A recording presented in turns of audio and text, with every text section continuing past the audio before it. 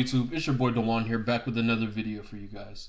If you checked out the title, then we know why we're here. Let's get right into this video. What is the latest with President Trump's case? Obviously, everybody for the longest time was saying Monday, it's going to happen Monday. 454 for years. He's going to have to pay if he doesn't seize his assets. You know, The View, I can't wait. I want to see that, you know, seizing his assets and the property. I want to see all of that stuff. What is the latest? What's been happening? So we're winning, and I've always tell people, you know, this is the long game, okay? We are in a corrupt system. There's no question about it. So people love to say, look, we're gonna go over there and Tish James is gonna take the keys to Trump Tower. I think Whoopi Goldberg and all of them got excited about putting a chain around Trump Tower and literally were taunting. It was a really pathetic sight, actually. And it didn't happen. Why? Because the appellate division read our papers, saw that there are reasons for a stay, saw that it absolutely is ridiculous to have somebody lose an asset while the appellate division hasn't had an opportunity to look at the injustices, look at the decision making that was so flawed. And frankly, the motivation on this case was flawed. She was motivated to bring this case before she was even in office. That's what she ran on, Ms. James. So that in itself, selective prosecution, happens to be illegal. It shouldn't happen. Look, they stated, they dropped it. They said, we're not taking assets. Everything is frozen. Not only, and this is the one thing that nobody talks about, they didn't just say you're not paying that amount of money, which, by the way, is almost close to $1 billion with a bond, because you have to pay 10% more, plus you have to pay interest. The judges said, no, we're stopping everything. You're not enforcing this. You're going to put 175 mil, which is still crazy, in a bank.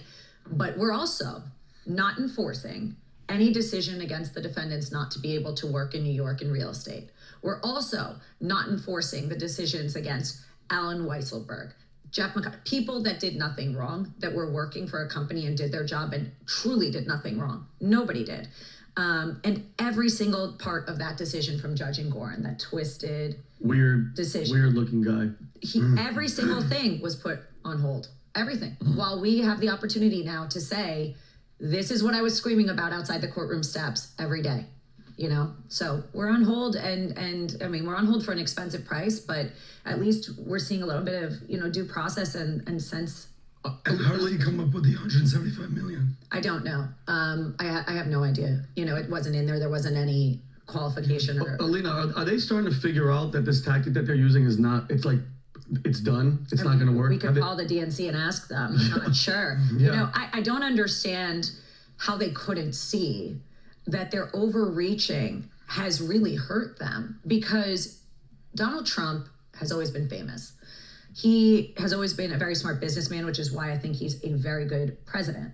He attacks things from a business perspective, which I think some presidents and some politicians, frankly, do lack that experience, right? And because of that, they've attacked him so badly that now you've taken a billionaire and made him sympathetic, because you're trying to hurt him. It's so obvious that now we've got people from the left, the middles, they're coming to our side and saying, whoa, this is just too much. Yeah. You know, they're going to do this to me. Exactly. What am I going to do? I don't have Haba outside screaming, you know, what are you going to do? And that's been my message always is, you know, they're doing it to him, but they'll do it to us. They'll do it to me, I'm sure. They'll do it to everybody. And that's what scares me. So that's really, the motivation is really not just President Trump, it's America. So let me ask you this. So this 175 we're talking about, okay, it has to be in an account. Fine. He puts that cash. No problem. If we size up the enemy of President Trump as being deceptive, dark, divisive, willing to do anything to eliminate him as a candidate going into 2024, November 5th, anything they can do, right? To spin the story and say, look at him now, he's part of the establishment, he's going to New York begging people for money, Wall Street, all this stuff. If that was the case, he's still got a few more cases open. Is it possible that they may come up and say, yeah, for this one you have to pay $280 million. This one's going to be $73 million, another $128 million, another $190. Can they keep doing this between now and October to just really deplete all of the savings? So, look, the reality is he's an incredibly wealthy man. His wealth, like all wealthy individuals that have intelligence is being put to work. It's in buildings, it's in real estate, it's in hotels, it's in golf. They're not, whatever they're going to try and do, they forget who they're dealing with, number one. But realistically, Patrick, what we do have in front of us is really not the civil suits. The civil suits were already done. And what you're asking, I believe, already happened. We had the Carroll lawsuit. He got hit with an insane, and that was a suit that I obviously did. We had already lost prior, and we have not been heard on appeal on that first loss. This is the 83.3 million. 83.3 million. Right. That was the first one, right? Which actually turns out to be 91 million when you look at it with the bond. Okay, with the 10%, you have to put 10% on top. People think you put 10% into the court. Decrease. You put the entire amount plus 10% into the appellate division. So it's a number that the court gives plus 10%, plus the interest on the bond, plus whatever they get in fees. It's plus, plus, plus. So we already got that hit. I did that trial 2 weeks after Letitia James' trial ended. I was on that trial for 4 months. The Judge Engoron waited to put his decision until after the jury came out with Carroll. So we had that happen. It was 91 million. And then Tish James, her original complaint, if you look, was $250 million. In the middle of the trial, towards the end, she changes it and says, now I want more. Not because the facts were bad. Frankly, the facts were good. Deutsche Bank took the stand, said he was a whale of the client. We actually wanted him because we wanted his connections. Zurich still insures us. All these things. The judge didn't care. Tish asked for more. He gave exactly what she wanted. There was no consideration for witnesses or facts or law. It's all crazy and How did corrupt. they come up with these? So it was 91, then 375. They're out of thin air. Their own expert said, even if we looked at what this judge is saying is an overvalue. Okay. He's also saying Mar-a-Lago's 18 million. Yeah.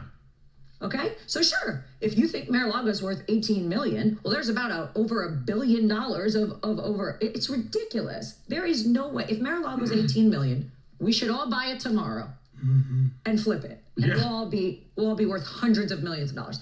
I mean, it's crazy. But if you look at it that way, yeah, that was already planned, Patrick. That's what they did. They did 91. Then they did 375. 375 becomes more like 600 million. So they were trying to take it. By the way, remember, Tish asked for his statements, asked for financials.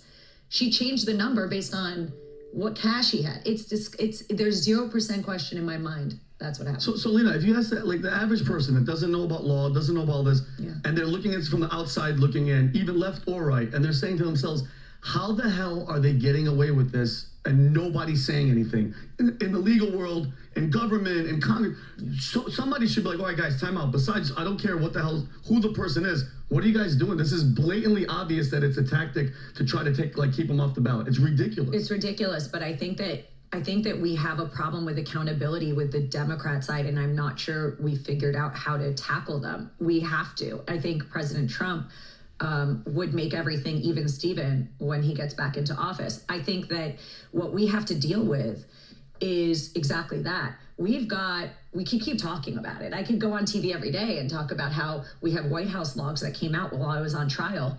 I'm sitting in the back room and I find out that there were White House logs that Tish James visited the White House. Yeah. Before and after the complaint was. So them having proof that she was even visiting the White House isn't a red flag to anybody? I don't know, man. I don't know. What? How is that not on the news? If I didn't have such a loud mouth, people wouldn't hear the truth. So I'm looking at it and I'm going, what? How is this possible? And it didn't get covered. I mean, who is that public info right now? Wanted to find that she's visited the White House. Yeah. That's public. I could see. Yeah. It's crazy. So I'm looking at it and I'm saying, how do we hold them accountable? Well, these are elected officials. We had people there. We have gag orders being put on us. How is that okay? Yeah. Gag orders on lawyers. Yeah. Imagine I go to court, I'm your lawyer. And the judge says, but no, you can't talk about a couple things here. What? How about the Carroll case? The judge asked me the questions I was going to ask my client in public in front of the media before he took the stand, and then asked me what his answers would be. I was like, excuse me? Nobody talks about it. Transcript. Ask for the transcript. It's there. It's crazy. Yeah, this is judicial activism at its worst. Judicial activism is where the judge is sort of acting as a lobbyist on behalf of a political side. And in civil cases, it can run amok as long as you get a dirty judge. At least at the federal level, you have federal sentencing guidelines, right? Which was that a sentence will be this much, might be this much, and can be extended to this much on the circumstances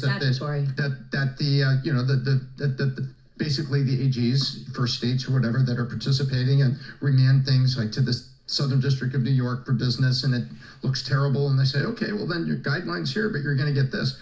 But for civil, Vinny, civil, it can run amok. All you need is a bad, dirty judge. He puts a gag order here, he impugns a witness here, he prevents us here, he suppresses us here, and you're literally a puppet, and you feel like you're in the middle of Congress during a debate for a bill rather than in the halls of justice with rules and regulations. We are supposed to have the executive, the judicial, and then legislative. Legislative is where we run amok until we figure it out.